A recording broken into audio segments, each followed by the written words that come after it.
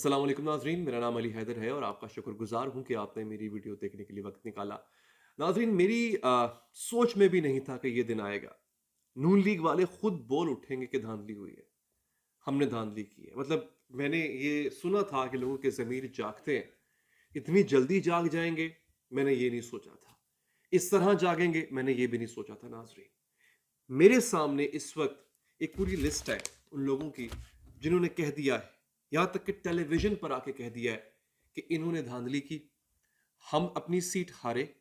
यहां तक हमें कहा गया कि हम आपको ये सीट जितवा देते हैं, हमें नहीं चाहिए। ये बहुत बड़ा बयान है दोस्तों। एक ये दूसरी जो सबसे अहम और बड़ी खबर है वो है इमरान खान ने जो आईएमएफ को खत लिखा है, इसके बाद क्या हुआ। आपने ये तो सुन लिया ना, आपने कल के वीलॉग्स में और खबरों में सुन लिया होगा, इमरान खान ने आईएमएफ को खत लिख दिया। कई लोग ये कह रहे होंगे इमरान खान मुल्क के साथ गद्दारी कर रहा है, इमरान खान हुब्बुल वतनी नहीं दिखा रहा, मुहिब्बे वतन नहीं है, और बड़ी चीज़ें।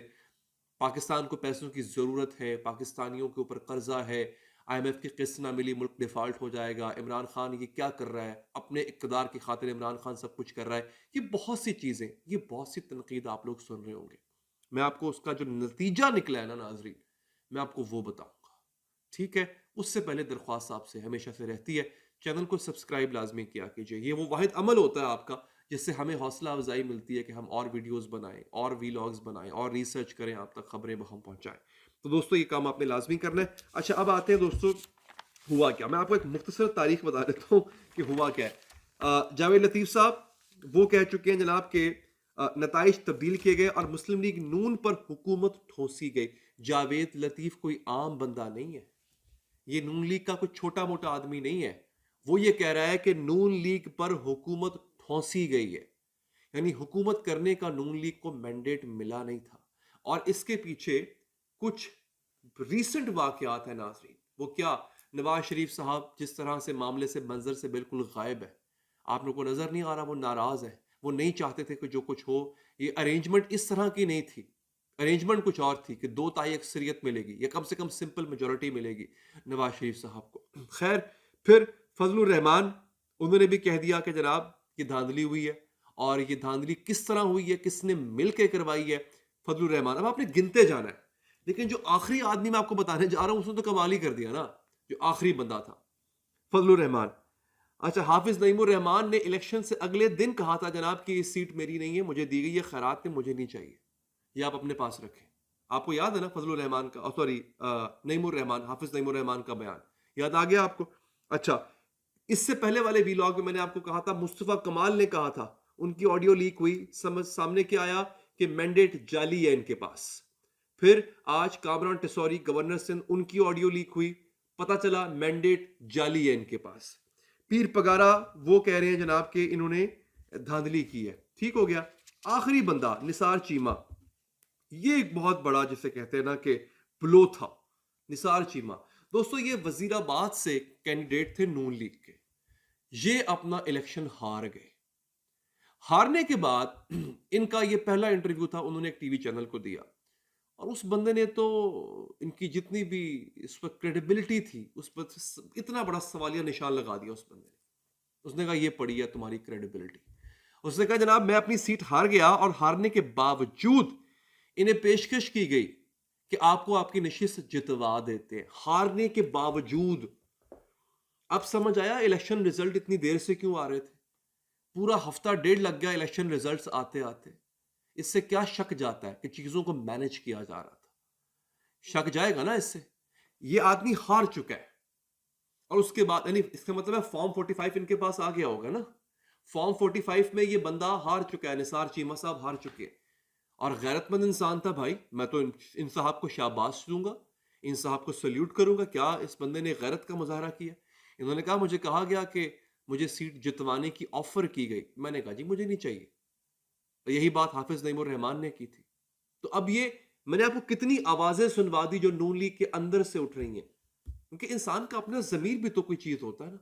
अब मुझे इस बात की हैरानी है जो ऊपर बैठे हैं नून लीग में, पीपल्स पार्टी, बाकी जगहों पे, उनके जमीर को क्या है। उनको उनका जमीर रात को तंग नहीं करता होगा, यार ये तुम क्या हुकूमत बनाने जा रहे हो, ये क्या करने जा रहे हो तुम। अब आ जाते हैं इमरान खान के खत के ऊपर। इमरान खान ने खत लिखा, उस बंदे ने अपने खत में जो बात की, जो मेन बात की, मैं आपको पढ़ के सुना देता हूँ, मेरे पास वो तहरीर भी है। उसके बाद क्या हुआ और ये इमरान खान ने क्यों किया दोस्तों?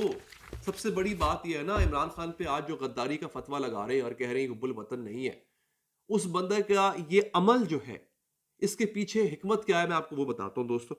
इन्होंने कहा जनाब के खत में कहा गया कि आईएमएफ की तरफ से ये किरदार पाकिस्तान के अवाम के लिए एक अजीब खिदमत होगी। क्या किरदार? कि वो ऑडिट करवाए, वो तहकीकात करवाए कि इलेक्शन में फ्रॉड हुआ है। गो कि आईएमएफ का ये काम नहीं है और आईएमएफ शायद इस बारे में वो नहीं करेगा जो ये चाह रहे हैं कि ऑडिट करने बैठ जाए, लेकिन ये उन्होंने कहा है। उन्होंने कहा है जनाब के इंतखाबात का ऑडिट का तरीकाकार फैफिन ने और पतन ने, ये दो ऑर्गेनाइजेशन है, इन्होंने बता दिया है। उस तरीकाकार में कुछ तब्दीलियां करके इसका इतलाक किया जाए। आईएमएफ की माली इमदाद पाकिस्तानी अवाम पर बोझ बढ़ाएगी। अच्छा, ये तयशुदा हकीकत है कि बगैर जायज़ नुमाइंदगी के मुसल्लत की गई हुकूमत की कोई इखलाकी हैसियत नहीं होती और ऐसी मुसल्लत हुकूमत को टैक्सेशन इकदाम करने का कोई इखलाकी इख्तियार नहीं होता। पीटीआई ने बताया खत में कि 180 मिलियन डॉलर अखराजात आए हैं इंतखाबात पर, ये जो अभी हुए हैं, 180 मिलियन डॉलर। इंतखाबात में वोटों की गिनती में वसी पैमाने पर मदाखलत और फ्रॉड किया गया। ये मदाखलत और फ्रॉड इतना खुल्लम खुल्ला था कि अमेरिका, बरतानिया और यूरोपीय यूनियन ने मुकम्मल और शफाफ तहकीकात का मुतालबा किया है। अब दोस्तों ये क्यों किया गया? बात यह है, मेरी बात सुने। इमरान खान को कह रहे हैं जनाब पैसों की जरूरत थी, हमें आईएमएफ को खत लिखने की क्या जरूरत थी? मुझे एक बात बताइए, क्या आईएमएफ के पास हम पहली बार जा रहे हैं और क्या आखिरी बार जा रहे हैं? आगे नहीं जाएंगे? हमारा मुल्क यूं ही कर्जों में डूबा रहेगा?